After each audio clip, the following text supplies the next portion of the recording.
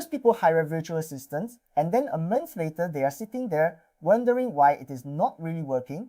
The tasks keep coming back half done. They find themselves redoing things at 11 at night, quietly starting to believe that getting help was a mistake in the first place. And almost every single time, the problem is not the person they hired. It is the onboarding, or really it is the near total lack of any onboarding at all. They handed someone a login and the vague list of jobs, said good luck, and then hoped for the best.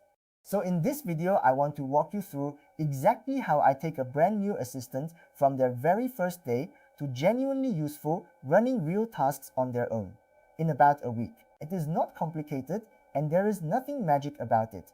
It is mostly just going slow on purpose, in the right order, and I am going to show you the whole thing step by step. Why the first week is an investment.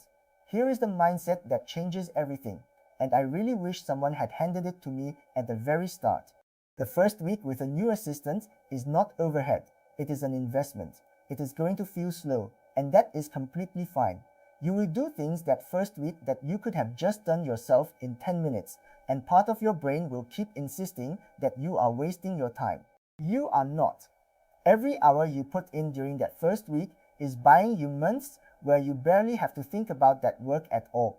I go slow on purpose, very deliberately, because I know exactly what the other path looks like. If I rush someone through their first few days just to save myself a little time right now, I pay for it across the next 3 months. I end up explaining the same task again and again, fixing the same small mistakes, and slowly losing trust on both sides of the relationship. Going slow and being clear at the start is the cheapest insurance you will ever buy. Rushing at the start is simply a bill that shows up later with a lot of interest on top. Day 1 is access and expectations, so let us start with the actual first day. The goal on day 1 is not to get any real work finished. It is just to get the person set up, comfortable and clear on how the two of you are going to work together. First, access. I give scoped logins and never my master passwords. That means a separate account for them wherever I can manage it, with only the permissions they genuinely need for the tasks I am about to hand over. If a tool has a way to invite a team member with limited access, I use it. If something ever goes wrong, or the day simply comes when we part ways, I want to switch off one login cleanly, not run around changing every password I own in a panic. Next, the tools. I point them at the 2 or 3 tools they will actually touch in the first week and nothing more. I do not dump the entire stack on them on day 1. Then, the rhythm.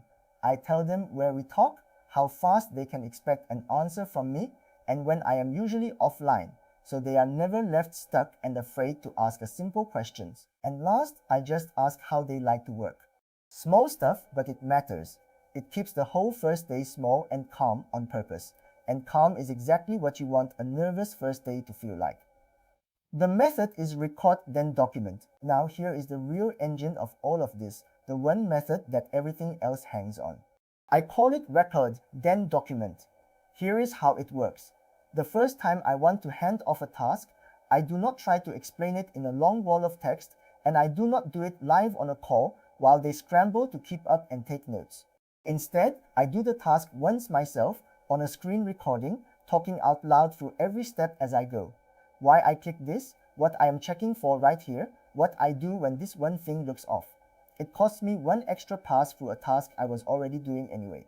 Then that recording becomes the raw material for a simple written guide, a standard operating procedure that the person can actually follow on their own and, just as importantly, improve as they learn. The recording shows them how it really feels and flows. The written procedure gives them something solid to check against, step by step, without having to scrub back through a video every single time.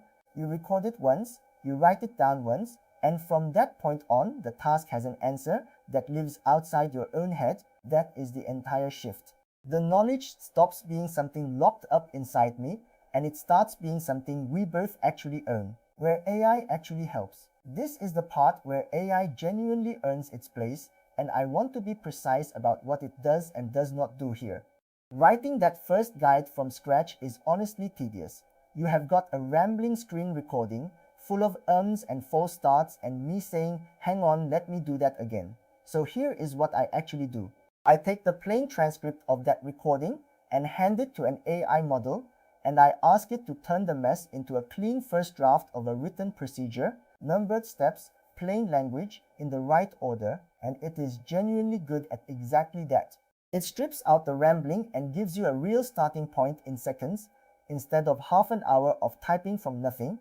But, and this part really matters, that draft is never the finished thing. It is a first draft and nothing more. The assistant and I read through it together. We fix the parts the model quietly got wrong. We add the small warnings that only come from having actually done the task, and the person makes it their own. The AI does the boring first pass. The human still owns the final version every single time. I am not letting a model decide how we do our work. I am just using it to skip the typing so we can spend our real attention on the part that actually needs a person, which is getting it right. Start with one task, not the job. Here is the mistake that almost everyone makes, and I very much include myself in that in the early days. You are so relieved to finally have some help that you try to hand over the whole job all at once. Do not do that. Start with one task, a single, small, well-defined slice of the work with a clear finish line, so they always know exactly what done is supposed to look like. Let them run that one task and check the first few times closely. Not to hover and not to catch them out, but so you can give real, specific feedback while it still actually counts. And be specific about it. Do not just say that was great, and do not just say that was wrong. Say this part here was exactly right, keep doing that, and this one field needs the date in this format, and here is the reason why. Kind and specific, both at the same time. Then, once they can run that first task without you looking over their shoulder, you widen. You add the next task and then the next one. Each one gets the same treatment.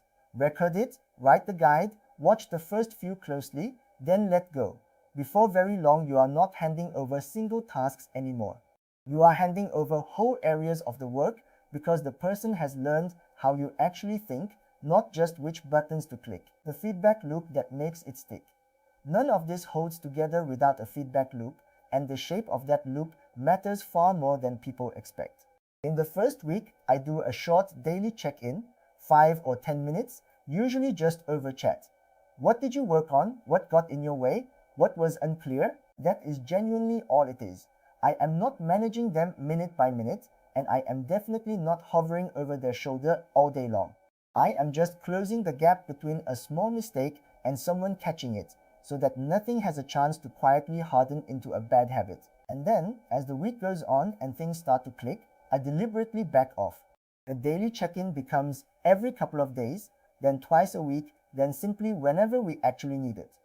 The entire point is to need each other less over time, not more. But here is the honest part, the part that took me far too long to accept.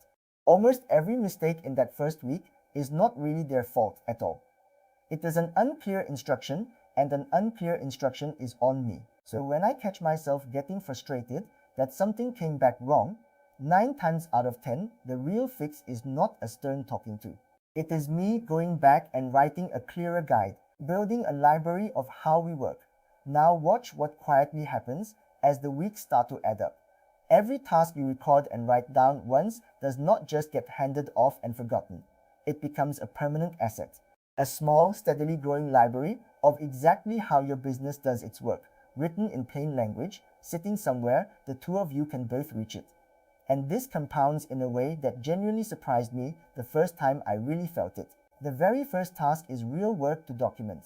The 10th one is far easier because now you have a template and a rhythm for it, and then at some point a line gets crossed that changes the whole thing. The assistant stops simply following your guides and they start improving them. They hit a step that is unclear, or they find a faster way to do something and they update the procedure themselves. Now the library is getting better without you having to touch it at all. That is the exact moment a hire quietly turns into a real teammate. The knowledge is not trapped in your head anymore, and it is not even only in theirs. It is written down, it is shared, and it is getting a little sharper every single week. And if that person ever moves on one day, the library stays right where it is. The next person you bring in gets to start from everything the last one learned, instead of starting again from zero. what week 1 should end with. So let us be really concrete about the finish line, because 1 week is not very long, and I do not want to oversell any of this. At the end of week 1, I am not expecting a person who can run my whole business for me. That is months of work, not a handful of days.